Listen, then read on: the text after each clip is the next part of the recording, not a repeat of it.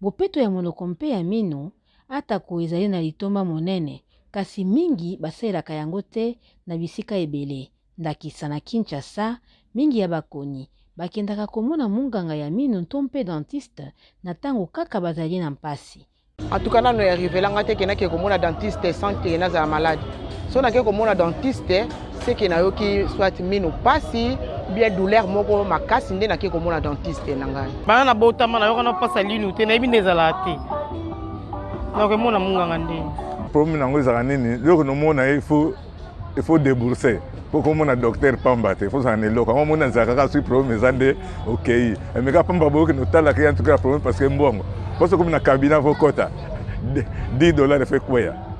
Et on a moins le équipe ça rabat que nous t'a la docteur à tout moment. Tout ça c'est gratuit. En débat l'embibiso. De chaque semaine l'équipe nous bête tout le quota là. Dokotolo Beninkamba Bebedi azali munganga ya mino ntompe chirurgien dentiste na clinique spécialisée de Kinshasa. Tu peux savoir conseil kota na munganga ya mino après chaque 6 mois. Mais au ça la pêche 6 mois eleki, ou peut-être ka batu misatu, peut-être mitano. Parce que mutu avani na ndako azo capacité ayaka ba contrôler ka penza habitude ya batute. Na ba mboka mususu au moins na bato ba mesana ko sala eloko wana après chaque 6 mois a rendez-vous na médecin na ya mino. Mais à na Congo en tout cas, na vie socio-économique na biso eza kara. Munganga mino Bebedi atalisi lisusu ba technique nini esengeli kosala pona kozala na bopeto ya mino irréprochable. Ba outil oyo nécessaire esengeli po mutu asokola monoko na ye, tolobelaki oyo etali brosse à dents na pâte dentifrice. Oyo etali brosse à dents, il faut kotala eloko ya liboso eza mutu ya brosse à dents. Mutu ya brosse à dents oyo ko permettre bino kokoma na ba espace ya recoin oyo etali litama na mukuwa. Soko sokola mino ba mino ezalaka na suka eko permettre ba sokola face eteni ba bengi face vestibulaire ya lino po ba mino eza na suka ezalaka na basuka. Mutu oyo ya pointu ekokoma ti esika wana. Eloko ya mibale etali oyo esengeli ba fibre. Ba fibre oyo esengeli ezala souple. Souple to pété. Pété pour la nini parce que ba fibre oyo eza pété et traumatisaka ba gencive te. Alors eza ba fibre oyo esengeli. Au moment à peine nanda ki ya brosse à dents oyo eza na ba oscillation to bengaka vague. Ils vont permettre en sorte que place oyo et bien ti kokota na espace entre ba minu oyo kotika la libanda. Eza quand même brosse oyo ya mutuya.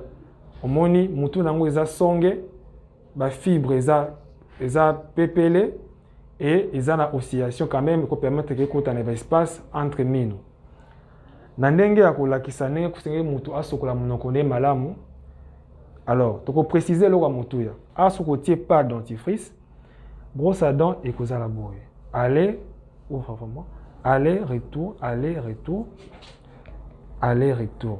Mouvement o ya kokende pe kozonga sima et ça makaka na ba mitu ya mino. Pe likolo aller-retour, na oyo aller-retour. Mouvement liboso. Siko oyo ya motuya ezali oyo esengeli pona kosukola ba face oyo ya libanda. Il faut ozwa brosse à dents na yo otiango à 45 degrés na gencive oyo boye. Et mouvement ko sala mouvement ya kumata boye. Okoti omati. Mouvement ya kosukola ezalaka oyo. Ouais. Okoti omati. Et qu'on permettre que au longola salité oyo eza entre l'espace ya mino. Mouvement yango. Na relaxamina mouvement oyo fengi ko sala na oyo esengeli ko sala te. Mouvement ya awa basalaka mouvement ya boyete. Salaka mouvement ya kokota awa omati. Tie brosse à dents omati. Voilà esengeli la kosukola noko malamu. Ba mino eza likolo otie brosse à dents boye et ozokita. De la gencive à la dent. Alors, itikali face oyo kosukola fongola na kati. Même okotia brosse à dents boye ozomata. De la gencive, vrai? La gencive à la dent. C'est vrai, avec le temps qu'on met ça na kosukola malamu. Na ndenge likolo, c'est aussi comme ça. De la gencive à la dent. Alors tikali mouvement moko esengeli eza nasimbi brosse à dents boye na koti na mati. Alors mouvement oyo topekisi bato eza mouvement ya boye tosalaka ferme les dents, ferme. Mouvement oyo eza mouvement ya kosala te parce que bebisaka bajansi misuni oyo ezalaka entre mino. Mouvement oyo eza ya kosala na baplace oyo te. Mouvement esengeli eza oyo. Ouvrez la bouche, ouvre. Wana ezali technique oyo ya malamu oyo esengeli na bino ya kosokola monoko malamu na ndako. Yango to insister au minimum minute ya kosokolela minu to monoko ezali 3 minutes. Et to sengi na bino eke bo sokolaka na tongo soki bolamuki et surtout avant ya kolala to komata na mbetu singeli ko brosser monoko na yo comme il se doit. Ya ko respecter pe lakisa oyo lakisi bino ya kosokola monoko malamu. Munganga atalisi mpe lisusu bamakono nini ekoki kokomela mutu oyo azali na kozwa bopeto ya monoko te. Komona bato bazala problème ya mauvaise haleine oyo bato balobaka lingala monoko solo.